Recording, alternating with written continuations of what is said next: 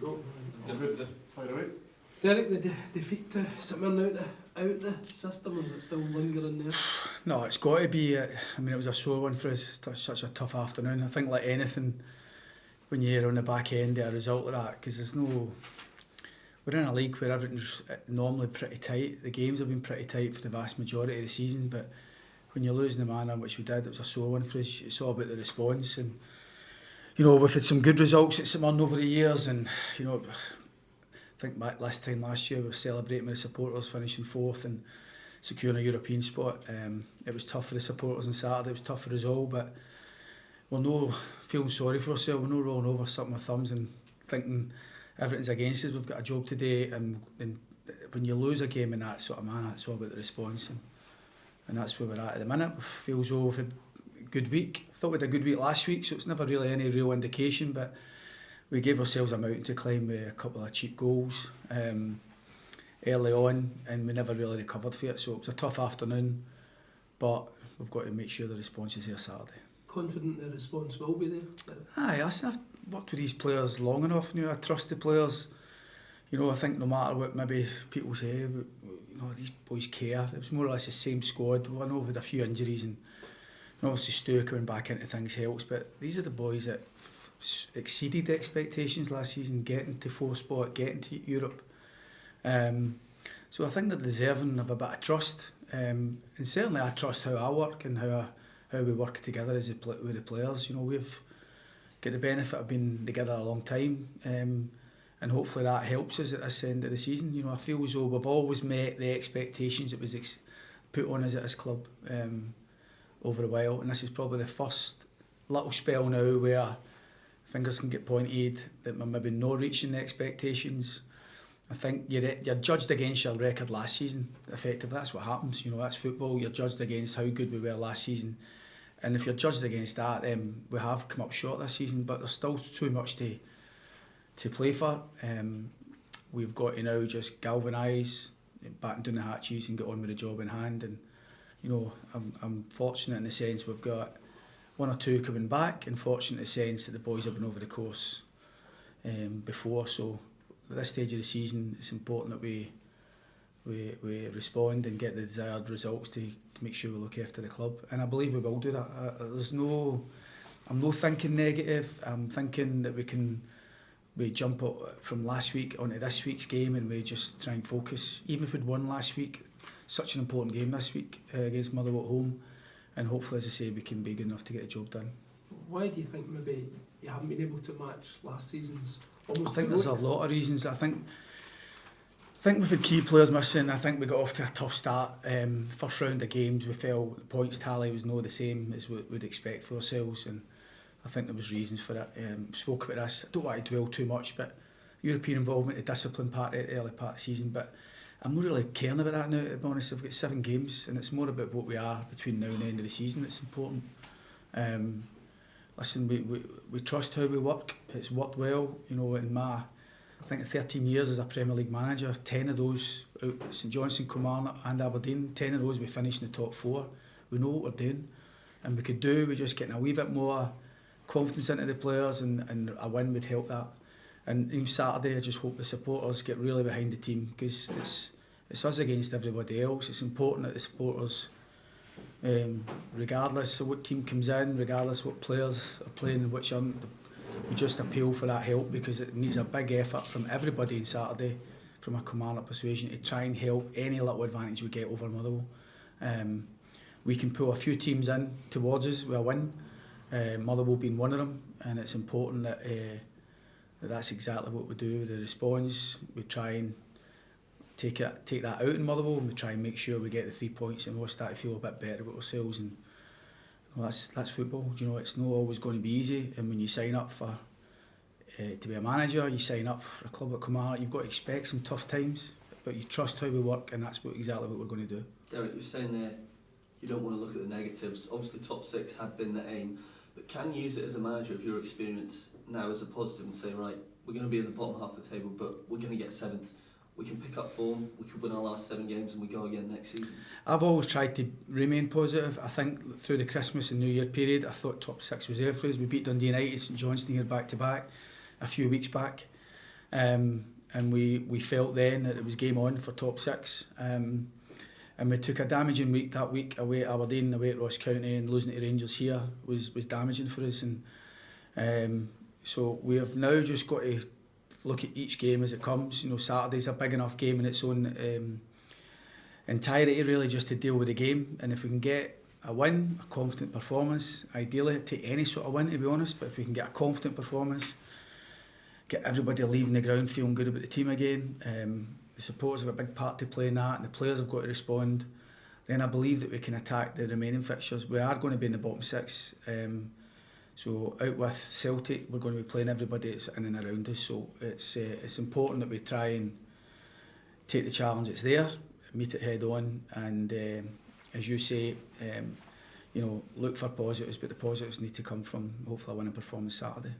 I know you'll know this, having been in this game for a long time, not to panic after a result like that, but how important is it to get that into the players' minds during this week? Yeah, I thought we needed to stay calm in the game. I thought there was 1 or 2 uncharacteristic moments in the game where we kind of gave away needless possession.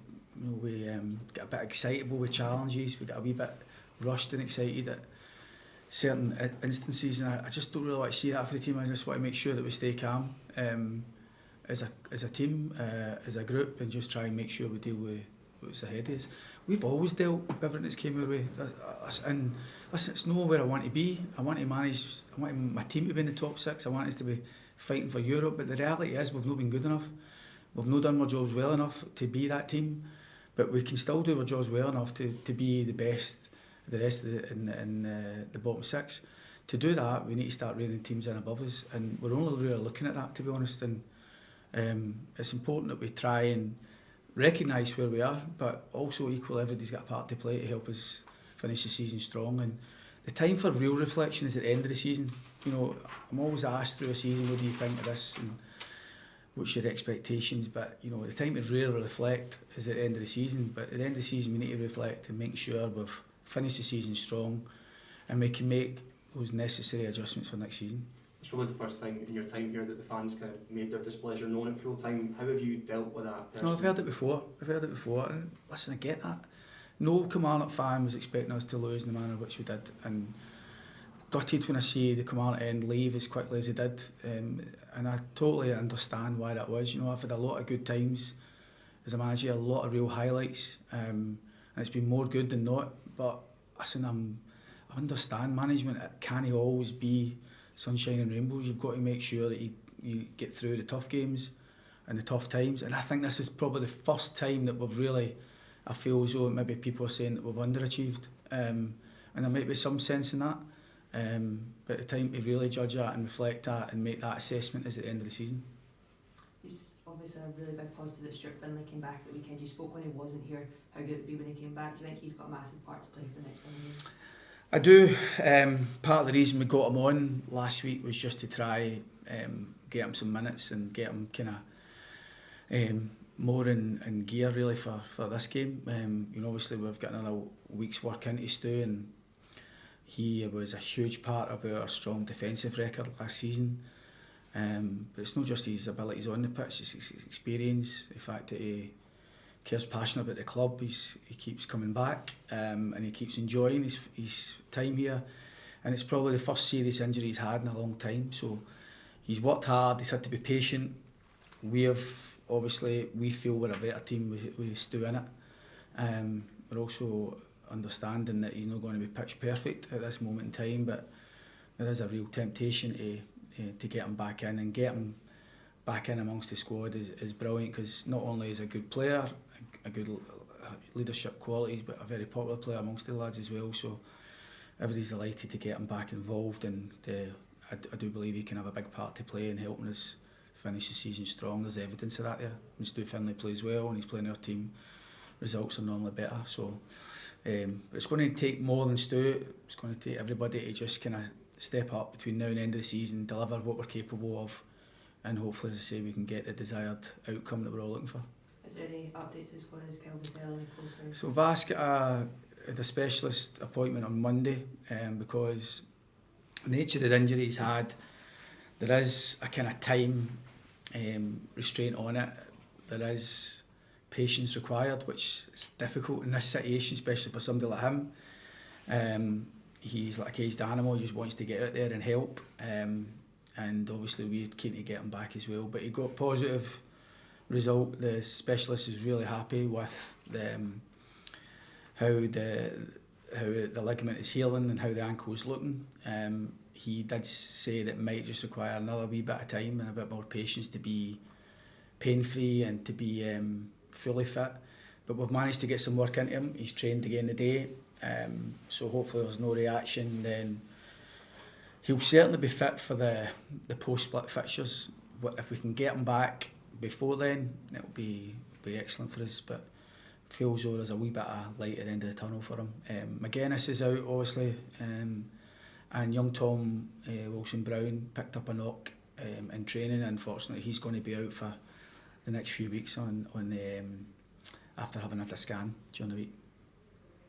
Derek, it's probably furthest from your mind at the moment, but there's a lot of talk again about reconstruction. Do you have a view on what the best way forward is? Is it status quo? Or? I have got a view. I would probably just maybe want to speak to the club about that first before I want us to make sure we're singing from the same hymn sheet. So obviously there's been a bit of chatter and obviously been aware that Greg McEwen, our MD here, has told me that it's on the agenda and up for discussion.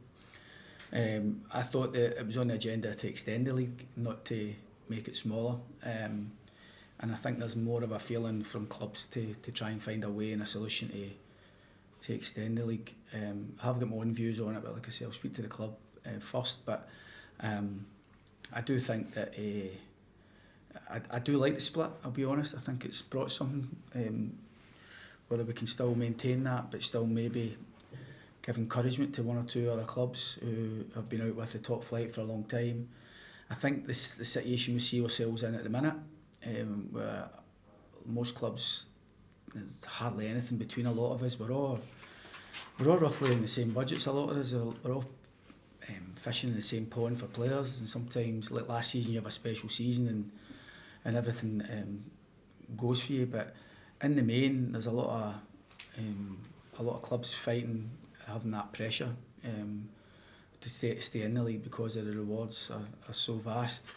And equally, there's a lot of clubs trying to get there out with the top flight who have got that same pressures, who could maybe do with a bit more encouragement maybe to extend the league. But my own thoughts are that a bigger league might just help alleviate some of those demands and stresses. But like I say, what that number looks like, I'll speak to the club on that. Thank you very much. Cheers. Much appreciated.